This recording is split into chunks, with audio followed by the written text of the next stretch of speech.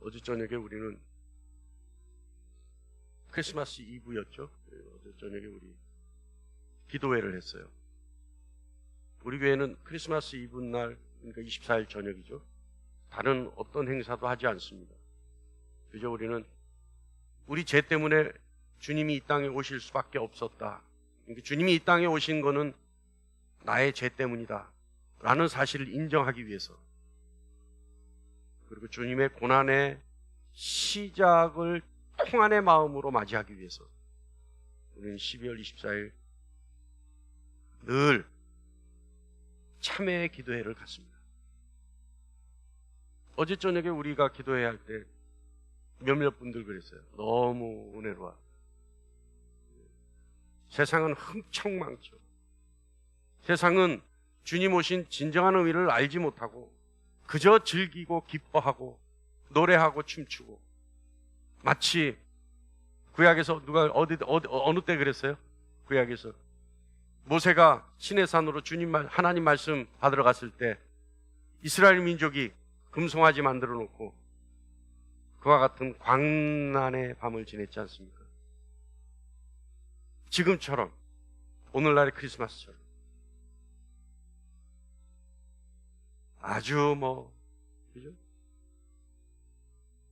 근데 우리는 어떻게 했어요? 그런 세상의 분위기 속에서도 우리는 주님이 오신 그날의 진정한 의미를 알고, 그래서 어떻게 했어요?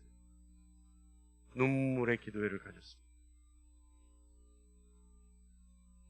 세상은요, 여러분, 주님이 이 땅에 오신 의미 변절시키죠. 왜곡시켜요. 그래서 크리스마스를 타락한 문화의 상징처럼 만들어버려요. 그래도 우리나라는 좀 덜해요. 가까운 나라 일본만 해도요, 크리스마스 되면요, 광란의 밤을 TV로 생중계해요. 네? 제가 차마 이 자리에서 다 말로 TV 공중파로 생중계를 하는데 다 표현할 수 없는 광란의 밤들, 크리스마스. 그럼 왜 그렇게 했어요? 그들은 크리스마스에, 다시 말하면 성탄의 진정한 의미를 모르기 때문에 그래요. 근데 누가 그렇게 만들었어요? 사단의 계계가 그렇게 만들어버린 거예요. 사단이 그렇게 만든 거예요. 사단이 크리스마스를, 그래서 주님이 오신 그날의 진정한 의미를 절대 알지 못하게 하려고. 근데 그 사단의 계계가요, 어느 정도 적중했죠.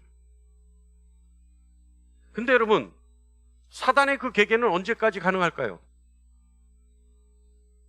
언제까지 주님이 오신 진정한 의미를 세상이 모르게 만들려고 하는 사단의 계계가 통할 수 있을까요?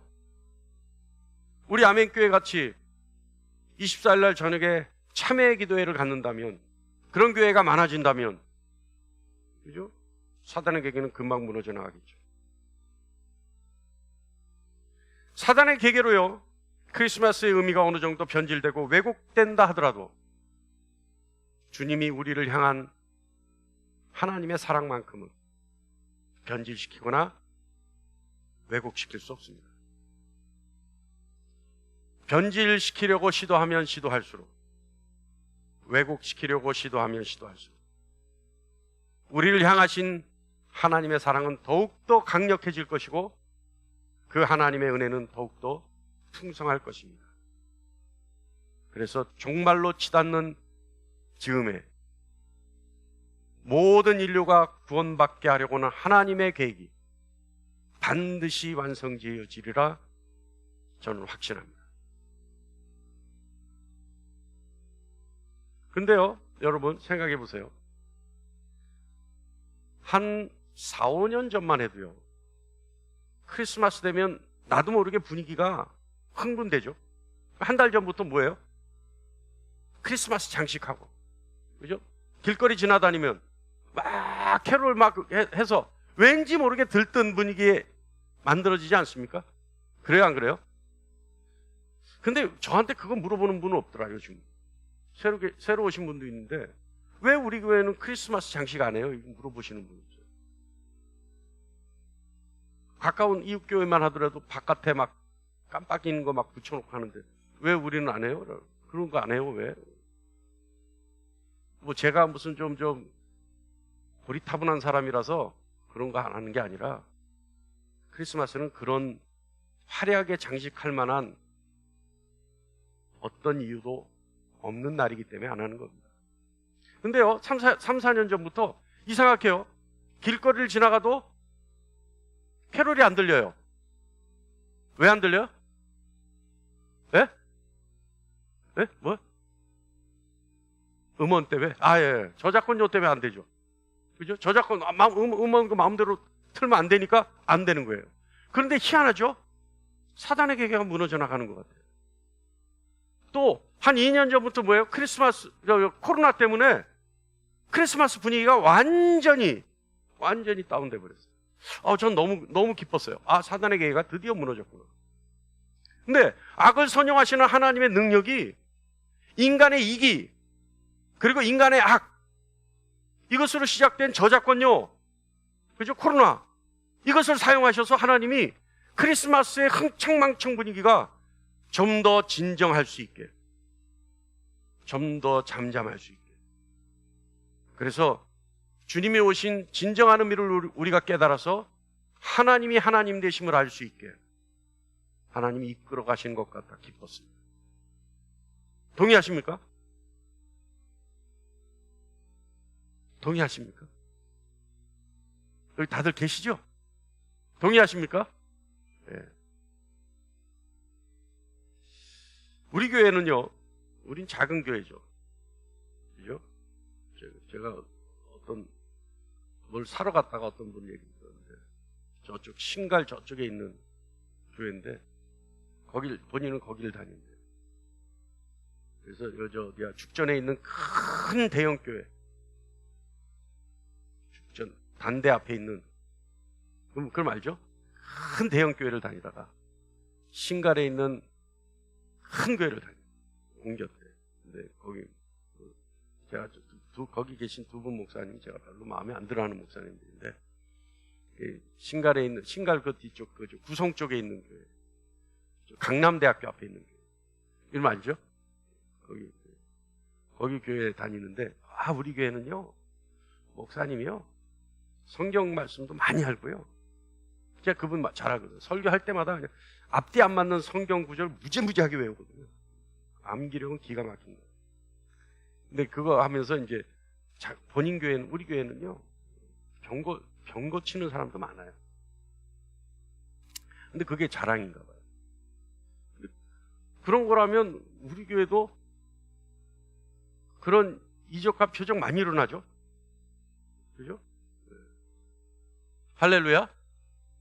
할렐루야? 아니, 동의를 하시는 겁니까? 아니면 그런가 보다 하시는 겁니까? 할렐루야? 아니, 진짜예요. 제가 우리 교회 성도님들이 몇 분 안 계시니까, 우리 교회 안에서 손들라면 손들으신 분 있죠? 손드실 분들 있죠? 내 병이 나았다, 불치가 나았다, 이런 분들 손들 분 있죠? 손 한번 들어볼까요? 네, 있죠? 김성선 선생님 왜 그렇게 좋아하세요? 손 드세요, 그러고.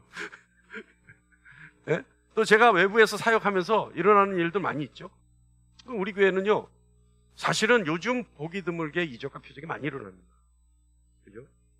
말기암 환자가 암세포가 사라져버리고, 그죠? 지금은 제가 열심히 가서 기도해주는, 지금 1년 4개월, 1년 6개월째, 1년 6개월, 7개월째 열심히 가서 기도해준 자매 있죠. 그 자매 저는 반드시 살려낼 겁니다. 그 자매 혼수 상태예요. 근데 지금 너무너무 좋아졌어요. 너무너무 좋아졌어요. 이름 부르면 쳐다봐요. 웃기는 얘기하면 웃어요. 네? 병원에서도 포기한 자매인데, 근데 저는 너무너무 좋아진 걸로 만족하지 않아요. 완전히 좋아져야 돼요. 그래서 정상인의 삶을 살 수 있게 해야 돼요. 혼수 상태인 자매가. 우리 교회에 그런 표적 많이 일어나죠. 근데 우리 교회에 왜 일어날까요? 하나님 저를 특별히 예뻐하셔서 천만의 말씀. 우리 교회와 우리 교회에 속해 있는 여러분이 하나님의 관심의 대상이기 때문에 그래요. 할렐루야?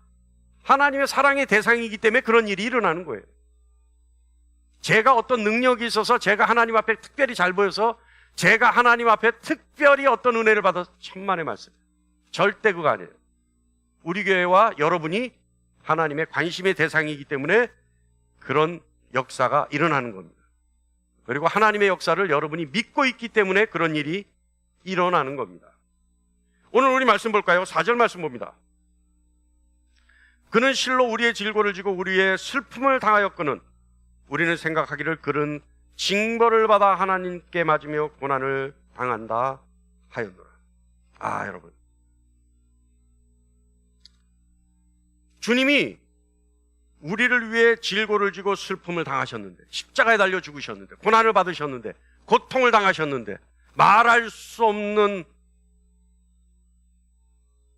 침통한 일들을 당하셨는데, 근데 우리는 어리석어서 어떻게 해요? 지 죄 때문이겠지. 지가 하나님 앞에 잘못 보였으니까 저런 일 당하겠지. 지가 하나님 앞에 큰 잘못을 했으니까, 또는 그의 부모가 잘못했으니까 그런 일 당할 수밖에 없겠지 라고 했다는 거예요. 그래서 신명기 23장 21장 23절 말씀처럼 나무에 달려 죽은 자는 하나님께 저주받은 자다. 그래서 예수가 십자가에 달려 죽었으니까, 나무에 달려 죽었으니까 그는 하나님께 저주받은 자다 라고 생각했다는 겁니다. 이사야 선지자가 그렇게 얘기한다는 거예요. 왜요? 앞으로 오실 메시아가 그와 같은 죽음을 당할 텐데, 어리석은 존재들은 그 죽음을, 죽음의 의미를, 탄생의 의미를, 그의 생의 의미를, 그의 부활의 의미를 알지도 못하고 그저 손가락질하며 침뱉으며 조롱하며 그가 그의 잘못에 의해 하나님께 저주를 받아 나무에 달려 죽었다 라고 얘기할 거라는 거예요. 여러분, 저와 여러분이 그렇게 얘기합니까? 저와 여러분이 그는 하나님께 저주를 받아 그의 잘못 때문에 죽었다 얘기합니까? 얘기 안 하죠. 의미를 알고 있기 때문에. 그런데 여러분, 굳이 입술로 얘기 안 한다고 해서 안 하는 게 아니에요. 예수님이 이 땅에 오시고 예수님이 십자가에 달려 죽으시고 예수님이 부활하신 진정한 의미를 모른다면 우리도 그와 같은 존재로 전락하고 마는 겁니다. 입술로 표현하는 것이 아니라 주님이 오신 진정한 의미를 깨닫고 우리 삶에 적용시킬 때 우리가 주님의 제자로 당당하게 나갈 수 있는 겁니다. 할렐루야. 할렐루야. 실내가 더운가요? 더워요? 저는 여러분 앉아있죠. 저와 여러분의 표고차가 어느 정도 날까요? 수평으로 따졌을 때 어느 정도 날까요? 한 1m 날까요? 1m 한 20 정도 나겠죠? 그러면 1m 20 차이인데도 불구하고 여기는 뜨거워요. 여기는 뜨거워요. 그래서 어떤 때는 목이 찢어지는 것 같이 아파요. 코가 말라 있어요. 그래서 목소리가 변해요. 시간이 가면 갈수록. 한 20분, 30분 이렇게 지날수록 목소리가 건조해져서 변해요. 근데 제가 왜 이렇게 뜨거워도 호흡이 막혀도 참고 설교를 할까요? 이렇게 온도를 안 내리고? 여러분이 따뜻하라고. 여러분은 앉아서 따뜻하게 예배하라고. 그런데 저의 마음을 모르고 여러분이 따뜻하니까 한숨 자고 일어나야 되겠다고 생각하면 안 된다는 거죠. 할렐루야? 할렐루야? 예.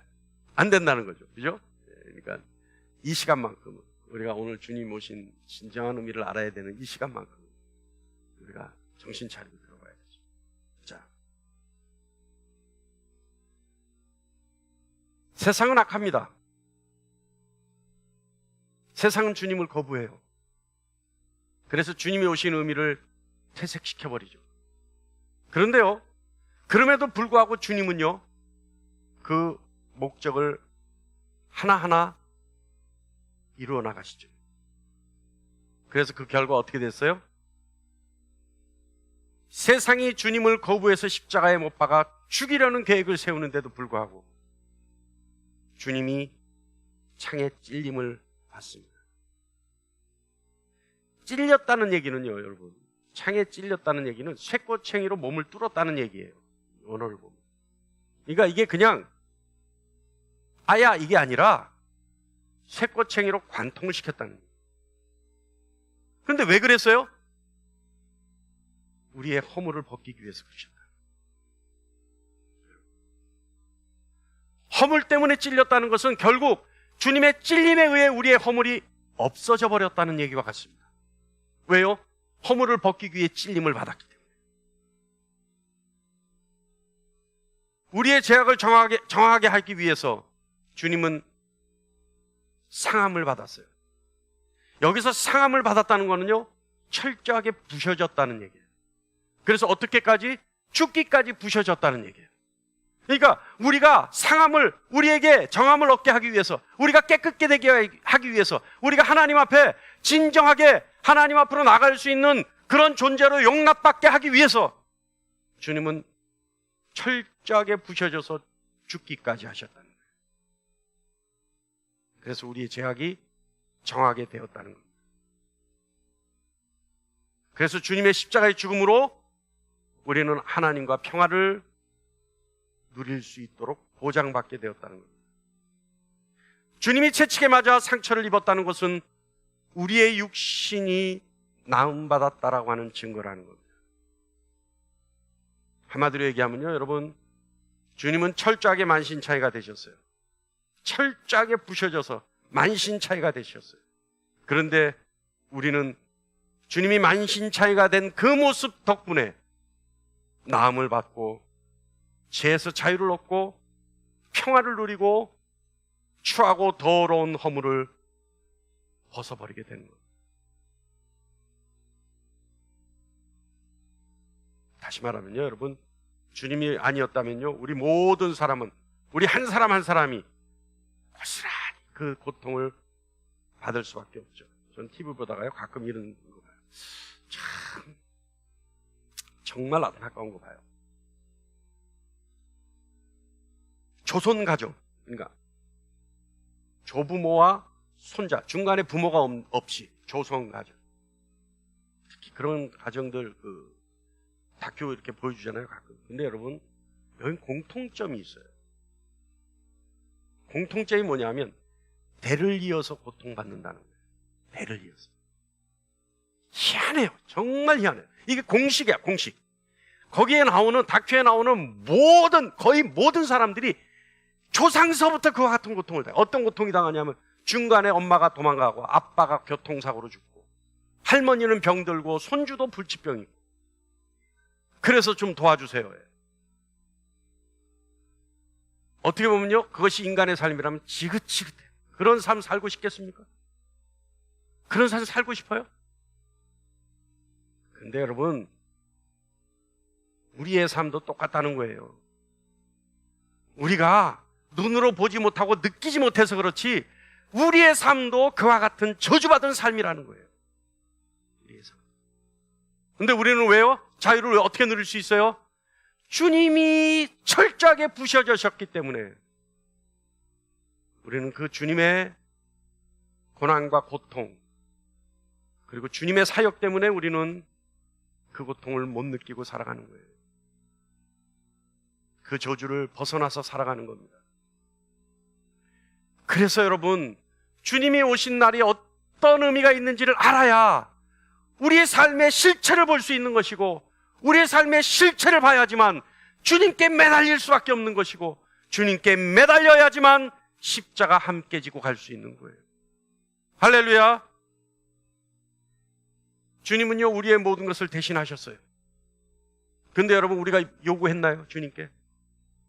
우리가 요구하지 않았는데도 주님 그렇게 하셨어요. 우리가 주님께 부탁했나요? 아니에요. 주님께 부탁하지 않았는데 주님 그렇게 하셨어요. 더 나가볼까요, 여러분? 우리가 주님 그 고통, 고난 당한 것, 철저하게 부서진 것, 죽기까지 순종한 것 우리가 인정해 드렸나요? 아니에요. 우리는 단 한마디도 인정하지 않았어요. 근데 주님이 그렇게 하셨어요. 주님이 우리에게 그렇게 해주셨어요.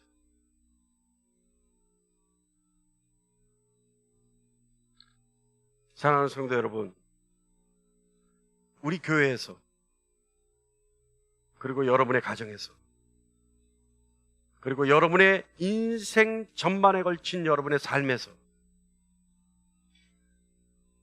주님으로부터 오는 이적과 표적이 더 많이, 더 강하게 일어나기를 간절히 축원합니다. 그러려면 어떻게 되냐면 오늘 말씀을 잘 믿고 따라야 되는 거예요. 저는요, 신앙생활 중에, 저는 뭐 어렸을 때부터 목회자 교육을 받은 사람이 아니잖아요. 어저께도 우리 기도회 할 때 잠깐 크리스마스 얘기를 했더니 우리 사모가 참 그런 얘기 하지 마, 은혜롭지 않다. 제가 옛날에 세상 살 때 크리스마스 얘기를 했더니 절대 그 은혜로운가, 그래 안 할 겁니다. 근데 저는 이제 나중에 목사가 된 사람이잖아요. 근데 여러분, 제가 좀 교회 생활에 있어서 제가 좀 부정적으로 보는 게 있어요. 그게 뭐냐 하면 요식에 의한 행위를 저는 부정합니다. 그러니까 그랬으니까 그래야 돼. 그랬으니까 그래. 아까 그 좋은 얘기잖아요. 교회는 밥 먹어야 되니까 밥 먹으니까 진짜 교회가 돼. 이렇게 되는 거. 그죠? 그러니까 교회는 밥 먹는 데가 아니잖아요. 근데 예찬은 중요해요. 옛날에 SNF파 이제 주님이 오시기 한참 전에, 예? 세례 요한이 속해 있었던 그 아주 경건주의 그 집단이 있었어요. 공동체가. 그것이 어디냐면 SNF파라는 데요. SNF. 호란문서라고 들어보셨어요? 아주 경건한. 그래서 이 세례의 원조인 매일마다 목욕을 하고, 목욕 하루에 한 끼 먹고, 그러니까 식사 예찬을 아주 중요하게 생각했던 공동체가 있었어요. 유대교주의 신앙 공동체가 있었는데 세례 요한이 거기에 속해 있었어요. 예수님도 거기서 교육받았다는 얘기가 있어요. 근데 거기서도 뭐예요? 예찬은 있어요. 식사하면서 예배하는 거예요. 굉장히 중요해요. 그래서 교회는 식사가 중요하긴 합니다만은 그것이 본질은 아니잖아요. 근데 그런 요식행에 의한 교회 생활을 중요하게 생각하는 것, 저는 부정적으로 생각합니다. 성도는 이래야 돼. 본질적인 것 말고 본질 외적인 것으로 가두어두려고 하는 것, 저는 그거 싫어해요. 여러분, 교회 전통은 필요해요. 교회 전통은 필요하지만 교회 믿음의 선배들이 우리에게 물려준 전통 외에 본질이 아닌 것으로 성도를 어렵게 하거나 힘들게 하려고 합니다. 그건 별로 좋지 않습니다. 자, 자유. 오늘 우리 자유. 그런 의미에서 자유가 무엇인지 한번, 어떻게 하면 우리가 진정한 자유를 누릴 수 있는지 저와 여러분이 한번 나눠보고자 합니다. 신앙생활에 있어서는요, 하나님이 하셔야 될 것과 우리가 해야 될 것이 있어요. 그래서 신의 영역이 있고 인간의 영역이 있어요. 이것이 혼돈스럽고 혼란스러우면 신앙생활이 뒤죽박죽이 돼버리고 어느 날 갑자기 자신이 하나님 위치에 갔다가 또 인간의 위치로 오고 왔다 갔다 해요. 특히 목사들이 그래요. 특히 목사들이 그런 혼동에 빠질 경우가 많이 있습니다. 그죠? 그러니까 목사가 주로 어떻게 해요? 하나님 말씀을 전해주고 하나님 말씀 들으라 그래야 되는데 하나님 말씀을 마치 자기 말씀이 하나님 말씀인 것처럼 해서 순종하라 그러죠. 그 신의 영역의 것을 침해하는 거죠. 자, 여러분, 오늘 우리가 해야 될 목, 오늘 우리는 어떻게 해야 되는지, 그래서 그 몫을 우리가 철저하게 실천에 옮김으로 저와 여러분이 하나님으로부터 오는 진정한 자유를 누릴 수 있기를 바랍니다. 오늘 제목이 뭐예요? 자유하자. 자, 여러분, 자유라는 것은 어떤 의미예요? 무엇을 우리는 자유라고 할까요? 자유는요, 외부로부터 오는 어떤 영향력, 자극에 얽매이지 아니하고 자기 마음대로 할 수 있는 것을 의미합니다. 그죠? 그러니까 외부의 어떠한 저촉도 받지 않고 자기 마음대로 할 수 있는 것을 우린 자유라고 하죠. 그러니까 누구의 간섭도 받지 않아요. 내 마음대로 하는 거예요. 그것이 자유예요. 그런데 그러기 위해서는, 진정한 자유를 누리기 위해서는 내가 할 수 있는 것이 무엇인지를 아는 것이 가장 중요합니다. 여러분, 수영 못하는 사람이 내가 물에 들어가서 자유를 누리겠다고 그냥 물속으로 뛰어들으면 어떻게 돼요? 익사하죠. 내가 물속에서 자유를 누리기 위해서는 내가 수영을 못할 때는 수영을 대신할 수 있는 안전장치가 나에게 필요해요. 그래서 애들은 못 타요? 튜브 타죠. 튜브 타면 애들이 물속에서 자유롭게 놀아요. 그죠? 다리가 안 닿는데도 자유로워요. 왜요? 본인이 수영을 못하는 걸 하니까 튜브에 의지하는 거예요. 그죠? 그러니까 자유로운 거예요. 그러니까 애들은 뭐냐 하면 내가 할 수 없는 것을 알아요. 그러니까 튜브의 힘을 빌리는 거죠. 그랬을 때 진정한 자유를 누릴 수 있는 거예요. 자, 같은 의미로 진정한 자유를 누리기 위해서는요, 내가 할 수 있는 것이 무엇인지 정확하게 알고, 그래서 그 안에서 내가 할 수 있는 범위 안에서 내가 마음껏 자유를 누리는 것, 이것이 진정한 자유입니다. 또 하나의 자유의 의미는요, 내가 할 수 있는 것과 없는 것을 정확하게 알고 내가 할 수 없는 것을 어떤 대상에게 절대적으로 의지할 때 마음껏 자유를 누릴 수 있어요. 아까 조금 전에 얘기했죠? 애들이 튜브 탈 때. 그죠? 옛날에요, 통행금지를 기억하시는 분 계십니까? 그럼 나이가 나와요. 통행금지가 언제 없어졌어요? 제 기억으로 82년. 81년인가? 이제 기억도 가물가물하네. 81년 같아. 그죠? 81년. 어때요?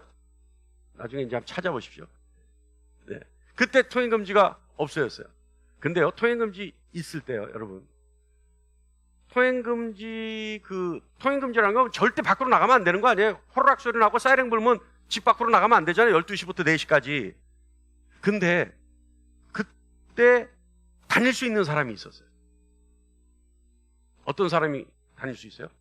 야간 통행증을 가진 사람은 다녀요. 그죠? 야간 통행증 가진.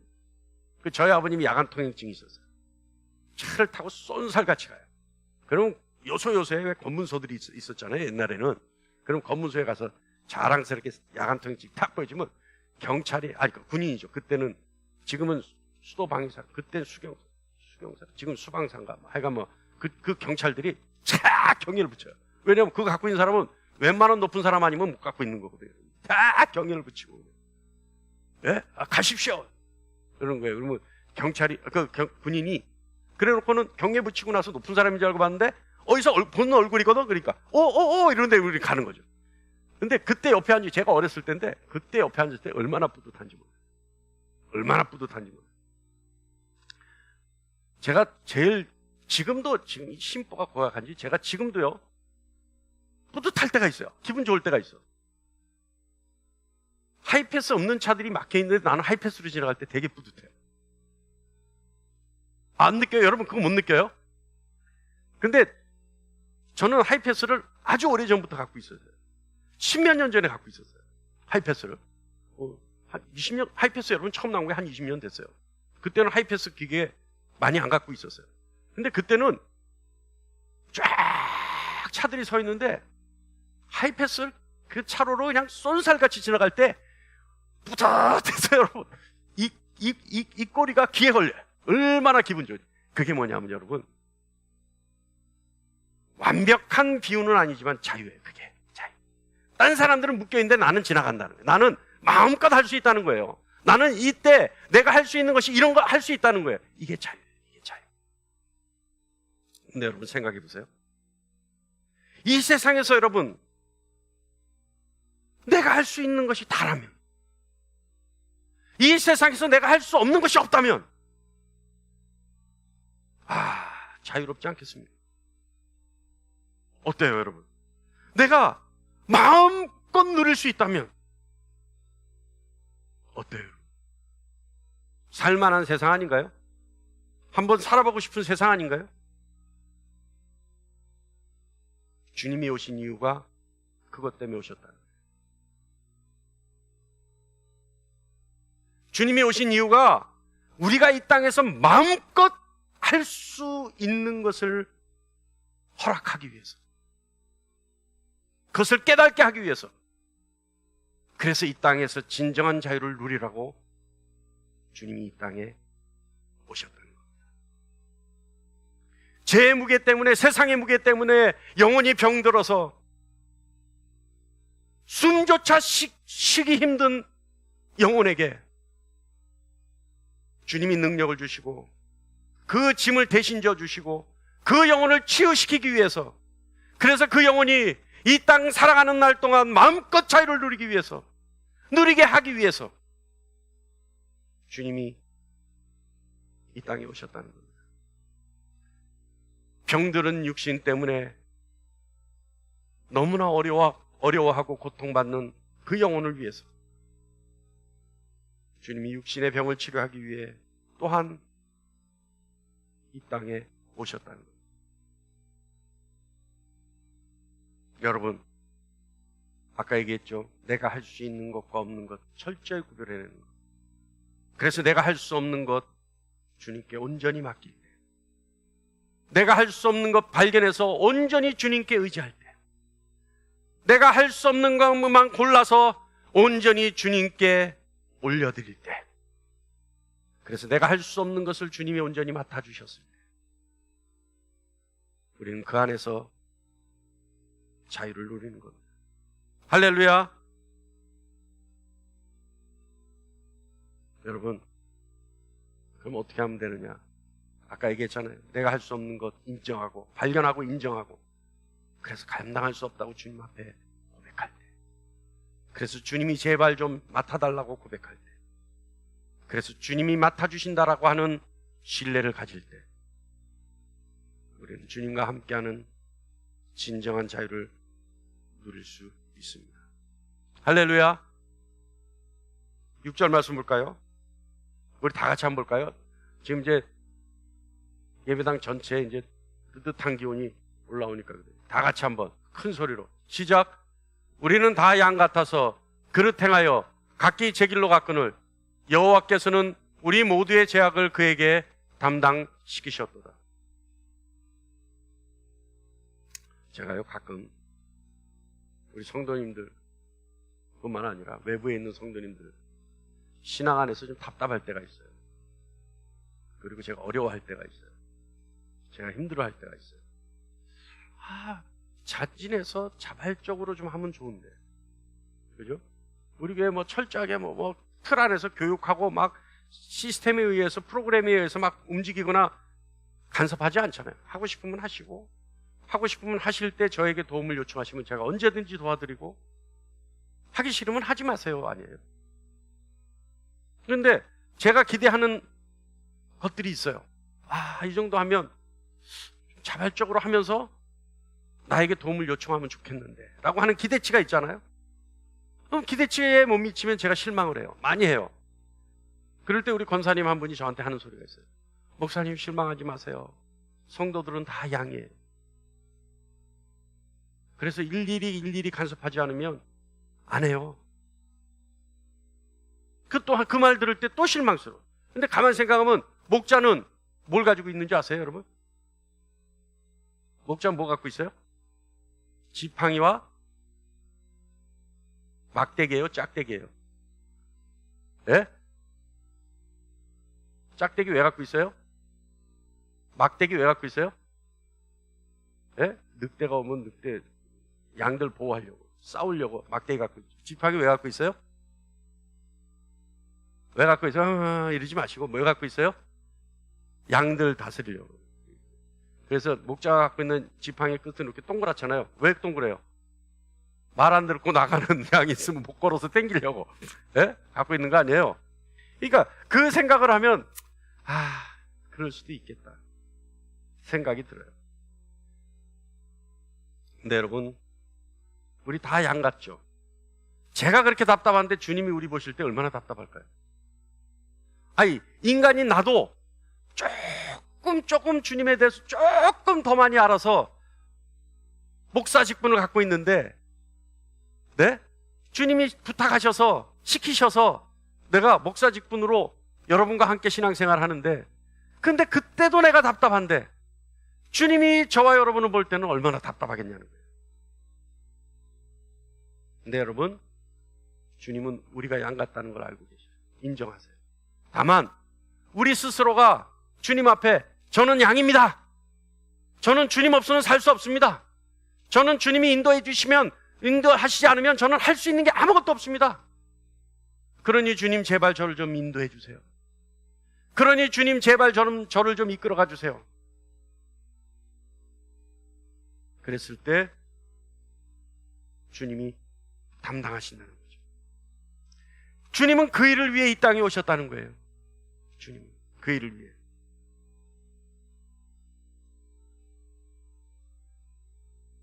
여러분, 우리는요, 세상과 구별되어져야 합니다. 그런데 세상과 구별할 수 있는 유일한 방법은요, 주님이 이 땅에 왜 오셨는지에 대해서 정확히 알려 하고 정확히 알아야 하고, 그래서 정확히 알았을 때 믿음으로 겸손히 받아들이고 의뢰할 때 우리는 세상과 구별될 수 있습니다. 하나님은 양 같은 우리에게요, 우리가 할 수 있는 것과 할 수 없는 것 깨닫게 해주실 것이고, 우리가 할 수 없는 것에 대해 하나님이 예비하신 것이 있습니다. 또 그것을 누리게 하십니다. 근데 여러분, 우리가 할 수 있는 것과 할 수 없는 것 정확히 하려면 어떻게 해야 되는지 아세요? 솔직히 얘기해서 어떻게 하면 내가 할 수 있는 것, 아니 여러분 생각해 보세요. 세상 사람은요, 할 수 없는 게 없다고 생각해요. 내가 다 할 수 있다고 생각해요. 그러니까 어때요? 대장동 사건, 쌍방울 사건, 이런 사람들 다 보세요. 그 사람들 할 수 없는 게 없었어요. 그러니까 막 하는 거예요. 막 하니까 법에 걸리는 거예요. 본인들은 할 수 없는 것이 없다고 생각한 사람들이에요. 그런데 여러분, 할 수 있는 것과 할 수 없는 것 어떻게 하면 명확하게 구별 지어지는지 아십니까? 하나님 만나면 돼요. 하나님 모르는 사람들은 할 수 있는 것과 할 수 없는 것 신경도 안 써요. 그런데 하나님 만난 사람들은 할 수 있는 것과 할 수 없는 것 정확하게 알아요. 그래서 세상 사람들과 하나님 안에 있는 사람, 하나님을 만난 사람과 하나님을 만나지 않은 사람 구별하는 방법은요, 과연 그 사람의 입에서 나는 할 수 있는 것이 너무나 많다고 고백하느냐, 아니면 할 수 없는 것이 없다라고 얘기하느냐,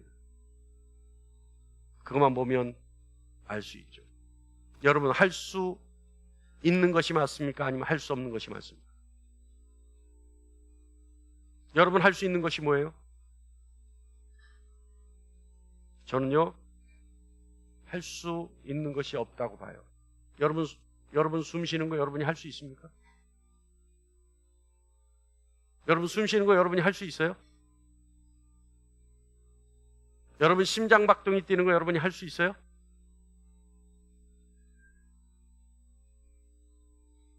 여러분 물을 마실 때 물이 호흡기로 안 들어가고 배로 안 들어가고 위로 들어가게 하는 거 여러분 할 수 있어요?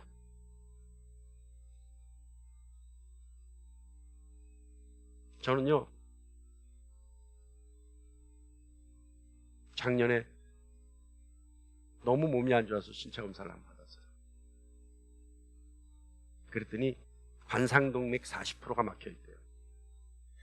이게 심장동맥의 40%가 막혀 있다는 거죠. 그래서 이제 스턴트라는 그거를 시술해야 되는데 아직은 아니라는 거예요. 한 60% 돼야지 한다는 거예요. 원래 심장에 대해서 제가 좀 우려가 있었는데 그 얘기를 들으니까 더해요. 근데 여러분, 자려고 누웠을 때요, 전 옆으로 자거든요. 제 아버님하고 저하고 닮은 게 하나도 없는데 옆으로 누워서 토끼잠 자는 것만 닮았어요. 근데 토끼잠 자려고 자세를 취하면요, 귀가 이렇게 베개에 늘리잖아요. 그러면 내 심장 소리가 들려요. 어느 날은 크게 들릴 때 있고 어느 날은 작게 들릴 때 있어요. 어느 날은 빨리 뛰는 것처럼 들릴 때가 있는가 하면 어느 날 아주 천천히 뛰는 것처럼 들릴 때가 있어요. 그런데 어떤 박동 소리에도요, 늘 생각하는 것이 하나예요. 뭐냐면, 이건 내 마음대로 할 수 있는 게 아니구나. 심장이 뛰는 건 절대 내 마음대로 할 수 있는 것이 아니구나. 내가 이런 생각을 하다가도 얘가 멎으면 나는 주님 만날 수밖에 없는 거예요. 그런 생각 속에 있으면요, 내가 할 수 있는 것이 아무것도 없어요. 좀 전에 얘기했죠? 여러분 물 마실 때 이 물이 기관지로 안 들어가고 기도로 들어가게 하는 거 여러분 마음대로 할 수 있어요? 못해요. 여러분 할 수 있는 것 같죠? 없어요. 쉽게 얘기하면 내가 할 수 있는 것 아무것도 없어요. 그러니 어떻게 해야 돼요? 주님께 부탁해야 돼요. 우리가 살면서 할 수 있는 것 모든 것을 주님께 부탁해야 돼요. 왜요? 할 수 있는 것이 없으니까. 하나님 만난 사람은 그걸 한다는 거예요. 조금 전에 말씀에는 할 수 있는 것과 할 수 없는 것 구분해야 된다 얘기했지만, 구분이라는 건 뭐예요? 결국은 내가 할 수 없는 것을 발견해내는 것, 내가 할 수 있는 것이 아무것도 없다는 사실을 발견해내고 고백하는 것, 인정하는 것, 이거예요. 여러분, 이것을 하는 사람은 자유를 누립니다. 왜요? 주님이 다 맡아주시기 때문에. 내가 믿고 의지하면 다 맡아주시기 때문에. 내가 믿고 의뢰하면 다 맡아주시기 때문에. 주님이 그 일을 위해 이 땅에 오셨다는 거예요. 그래서 주님께 모든 것을 맡긴 사람은 진정한 자유를 누리는 거예요. 그래서 여러분 늘 고백하는 거예요. 주님, 내 삶을 간섭해 주십시오. 주님, 내 삶에 개입해 주십시오. 그래서 내가 충만하게 해 주십시오. 그래서 주님의 세미한 소리에 늘 귀 기울이게 하시고 그 귀 기울인 소리에 반응하게 해 주십시오.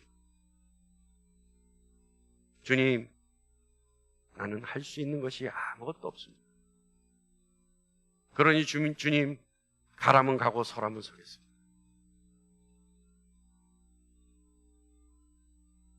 사랑하는 성도 여러분, 크리스마스 오늘은요, 하나님의 사랑의 절대적인 표현이자 은혜입니다. 그러나 하나님의 사랑은 예수님에게는 고난의 시작이었어요. 우리에게 은혜지만, 우리에게 자비지만 예수님께는 고난의 시작이셨습니다. 오늘 주님이 오신 성탄을 기념하는 날, 우리가 주님께 찬양하며 주님을 기쁘게 맞이해야 되지만, 주님이 무엇 때문에 오셨고 주님이 오신 그 은혜로 우리는 무엇을 누릴 수 있는지에 대해서 명확하게 알아야지만 주님께 진정으로 감사할 수 있고 주님을 진정으로 찬양할 수 있는 겁니다. 여러분, 오늘 이 시간부터 자유하시기를 축원합니다. 자유하기 위해서는 어떻게 해야 된다고요? 하나님 만나서 내가 할 수 없다는 사실을 깨닫고 고백해야 하는 것.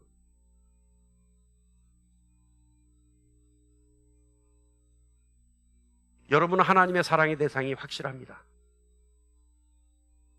그러나 하나님의 사랑의 표현은 예수님께는 철저히 부서지는 고통의 시작이었습니다. 그 고통을 겪으러 주님은 이 땅에 오셨습니다. 그 고난을 받으러 주님은 이 땅에 오셨습니다. 그가 찔림은 우리의 허물 때문이요 그가 상함은 우리의 죄악 때문이라. 그가 징계를 받음으로 우리는 평화를 누리고 그가 채찍을 맞음으로 우리는 나음을 받았도다.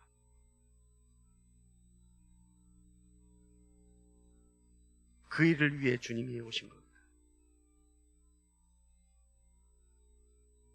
주님이 오신 이후에 그 모든 본질적인 사건들이 여러분의 삶이 되기를 간절히 축원합니다. 그래서 여러분이 주님 한 분 외에는 그 어떤 것도 없다라고 하는 놀라운 새 생명의 고백이 여러분의 마음속에 있기를 또한 입술로 고백되기를 간절히 축원합니다. 우리 주님이 주신 내년 표가 뭔지 아세요? 이거 말씀을 찾아봐야 돼요. 다 성경 있죠? 찾아봐야 돼요. 이사야서 41장 10절 말씀 한번 봅니다.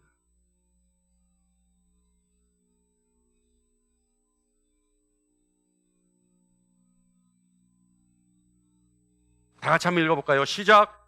두려워하지 말라. 내가 너와 함께함이라. 놀라지 말라. 나는 내 하나님이 됨이라. 내가 너를 굳세게 하리라. 참으로 너를 도와주리라. 참으로 나의 의로운 오른손으로 너를 붙들리라. 할렐루야. 내년은 온 세상이 도탄에 빠지고 어려워지는 세상입니다.